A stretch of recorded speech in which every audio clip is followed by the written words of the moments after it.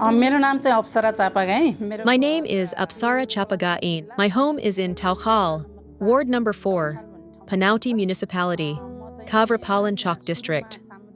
I first became involved in community forestry as the secretary of the Jalachidi Community Forest User Group because I was always collecting fodder and firewood from the forest, grass, leaf litter, bedding materials, sticks. That's how I became connected to forest work. त्यही भएर म चाहिँ वनमा जोडिएको हो। सामुदायिक वनको एकदमै ठुलो भूमिका छ। सामुदायिक वन क्षेत्र Community forestry has played a huge role in forest conservation and promotion. If we look at the overall forest situation and the history, in the beginning, there were panchayat forests and panchayat protected forests. Even then, communities, under the leadership of the village head, Pradhan Pancha, were protecting and promoting forests, though they didn't flourish as much. Later, the understanding grew that instead of keeping forests under the central government or other authorities, handing them to local communities would lead to expansion, development, and better conservation and promotion. In around 1988, there was already some discussion. The idea emerged to create a forest sector master plan and a national policy. The master plan was formulated in 1988, discussed again in 1989, and then implemented for 20 to 21 years. Policy-wise, the key shift was Nepal's forests should be entrusted to local communities. With community participation, conservation, promotion, and sustainable use would be better. After that, in 1993, the Forest Act came. The Forest Act 1993 provided the legal basis to hand forests over to local communities as community forests. In 1996, the Community Forestry Development Guideline was introduced. Based on these policies and legal instruments, what were then called district forest offices, now division forest offices, started handing forests to local community user groups. When a forest was handed over, the group had to prepare two documents. The first was a statute for the community forest user group, and the second was an operational plan for the forest.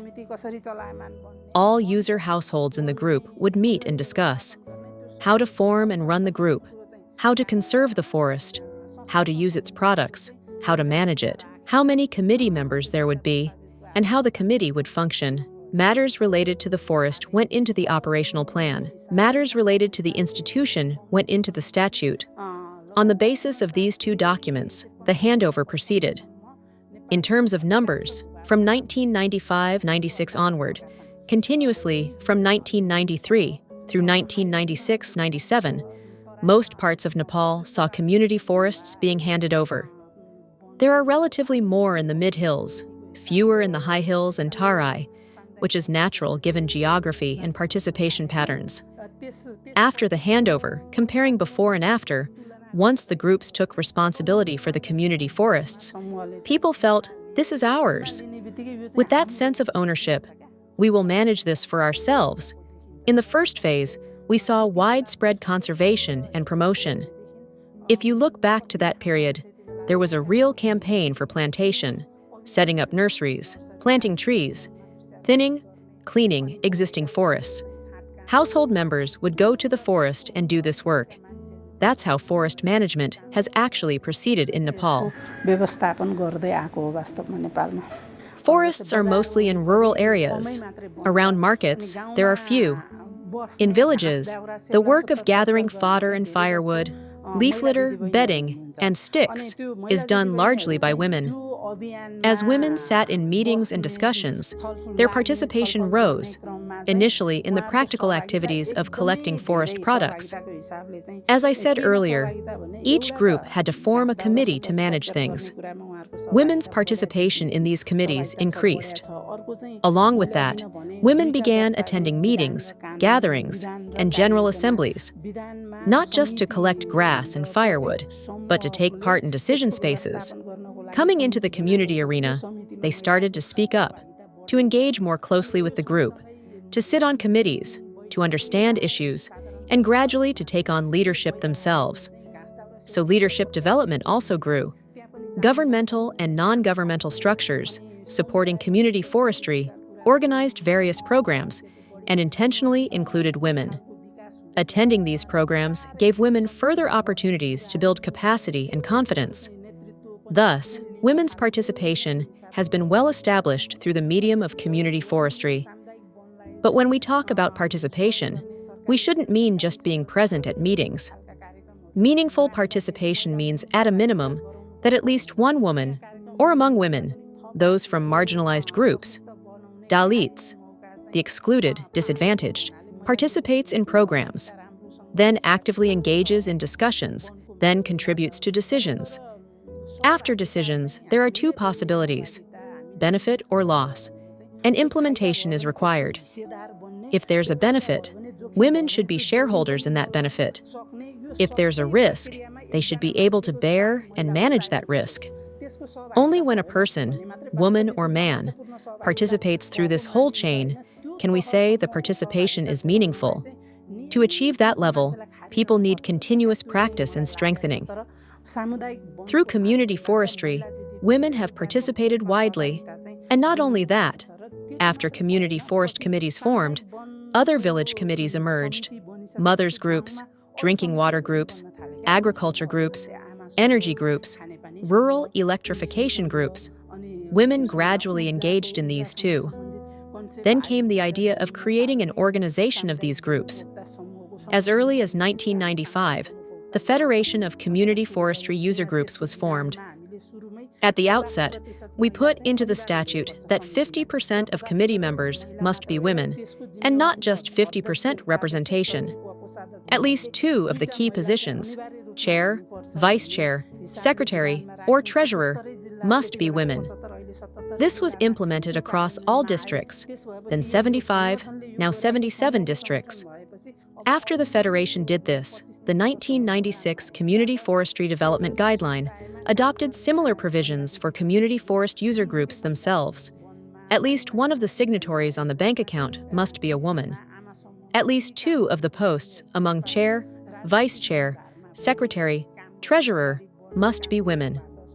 As a result, women clearly came into leadership roles across districts. Looking over the past 25 to 30 years, women active in community work, whether in forests, drinking water, irrigation, energy, agriculture, mothers groups, have progressed into Nepal's political mainstream as well. The Constitution helped too. The 2015 Constitution mandated at least one-third women everywhere. I participated in those discussions then. I argued in various national and local forums that since we achieved 50% in our Federation statute, why not enshrine 50% in the Constitution? The state ultimately adopted the one-third minimum. Now, the current discourse is moving toward ensuring women's participation at 50%, or at least proportional to the population, in various state structures. From what we've done through community forestry, I believe women's participation, empowerment, and contribution, and their share of the benefits, have advanced. Still, to further raise the level and quality of participation, continuous effort is needed by both women and men. I feel that strongly.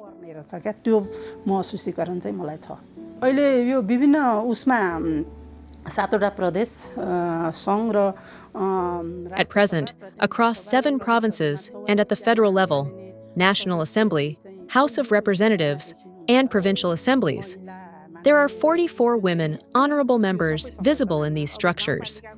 If we also count rural municipality chairs, and vice chairs and ward chairs, there are many. We once compiled nationwide records, though they haven't been updated recently. If we include ward chairs as well, I think the presence of women who came up through community forestry is strong, and I've said this many times, even in the media. For example, I worked as an undersecretary for community forestry at the start.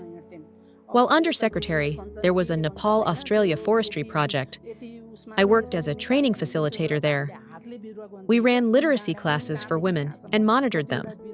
We prepared community forest operational plans. There were no fancy technologies then, no GPS. We counted seedlings by hand, walking ridge to ridge with tape to tally how many seedlings were planted, at what spacing. Doing that work over time, We then moved to setting up the organization, the Federation. It was started by 13 people nationwide, of whom 3 were women, including me. When the question of women's participation arose, I had an inner conviction. The same women who collect grass and firewood in the village can also lead the organization. There's no question they can't. When we proposed 50% women in the statute, our statute didn't pass for 33 days. Many sisters supported it, but a majority of brothers said it was impossible. We said, if it doesn't work, we can always amend it later. Let's try first. After 33 days, that clause passed. Once it passed, I personally visited all then 75 districts. I've walked to more than 5,000 groups. On the ground, it worked. Sisters came, joined discussions, and participated. That gave me confidence. Later, many other organizations also adopted 50% in their statutes, and women's participation grew across the board. Then came another challenge. People said women couldn't handle key posts. I said, I'll sit and watch. Of course they can. I decided to run for Federation Chair. I contested against men. You might know Ghanshyam Pandey. He ran against me the first time and won. I said, that doesn't mean I can't lead. I'll run again, together with my brothers. Next time, my colleague Bhola Bhattarai contested against me. He lost, and I won. I led for 5 years smoothly, no problem. This isn't about toppling a household pillar. It's about work. There's a statute, there's an operational plan, there are defined tasks. If you carry them out well, it's not that men can do it and women can't. I worked well with everyone. Now I'm a provincial assembly member and serve as deputy speaker. As deputy speaker, my role is for all parties, not just my own. And there are many sisters like me. Many have taken leadership through this movement and done good work. The fundamental reason is that community forestry touches every household. Forests are needed at death, for firewood for cremation, and at birth, for warmth. Even today, despite some LPG use, in villages, fuel wood remains central. For breathing, for life, we need forests. Then there's ecotourism, aesthetics, so many things people value. Because forests connect to every person, household, and community, those who work in this sphere can navigate well anywhere. That's why so many sisters are involved, regularly working. Roles differ according to responsibility, but everyone can build knowledge and perform more strongly where they serve. When I was Federation Chair, that was one set of duties. Now, as Deputy Speaker of the Bagmati Province Assembly, my role is to convene the House, to know all House procedures, to operate within the constitutional framework, to master the Assembly's rules, and follow them. Beyond the specific mandates, the base for all this in my own life was the foundation built through work in community forestry user groups. यो सामुदायिक वनोपभोक्ता समूहको प्रतिनिधिमूलक संस्था हो सामुदायिक वनोपभोक्ता महासंघ This federation is the representative institution of community forest user groups. It was established on the 1st of June, 1995. At the start, we began with 300 to 400 community forest user groups. While community forestry had started to emerge from 1988's Forest Sector Master Plan, nationwide expansion really took off after the Forest Act 1993. Today, looking simply at numbers, a member here is not an individual but a group. A single group may manage from as little as 0.1 hectares to as much as 4,000 hectares of forest. Group size ranges from 18 to 20 households up to 6,000 households. In terms of population, a household might have 2 to 3 to 40 to 50 people. There are now more than 22,600 groups. In terms of households, there are over 200,000. In population terms, roughly 20 to 30 million people are associated with this. If you do the math, 200,000 plus households times an average of 5 people. It's a very large population base. Across Terai, hills and mountains, the organization exists in all districts. Then 75, now 77 districts. Legally, it's registered under the Associations Registration Act 1977, amended. Nepal doesn't have a separate law for registering federations. They're registered under that same act, or the 2018 law it stems from. But this federation is very different from a typical NGO. An NGO might be run by 7 to 15 people, while this federation is run by hundreds of thousands of people. It's a very big and very different organization that must overcome many obstacles. Running it is difficult. Building it was difficult. Yet both were achieved. People who work here must be deeply grounded in communities and know everything broadly, understand everyone's feelings, and be able to bring people together. Natural resources are Nepal's most important resources. To work with them and lead such a large organization is, in itself, important, enjoyable, and highly contributory to the nation. I'm happy I got to work in such a body and contribute something.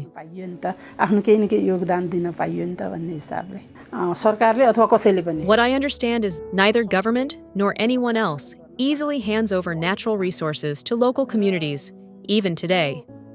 From my experience, when a community forest is handed over, the group prepares 2 legal documents, the statute and the operational plan, and the district forest office must hand over the forest accordingly.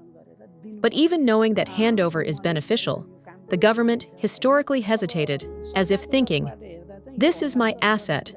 If it goes to the community, we lose it. Forest officers, rangers, and DFOs felt, this is ours, if we give it away. Yet when it comes to day-to-day risks, wildlife conflict, for example, have you ever heard of tigers eating forest officers or DFOs? But community forest users die every year. This year, too, 8 to 9 people were killed by tigers in the Tari Belt. Every year, users die fighting wildfires. So it's the groups that face the real challenges on the ground. From the government side, there's often reluctance in the handover process, creating hurdles.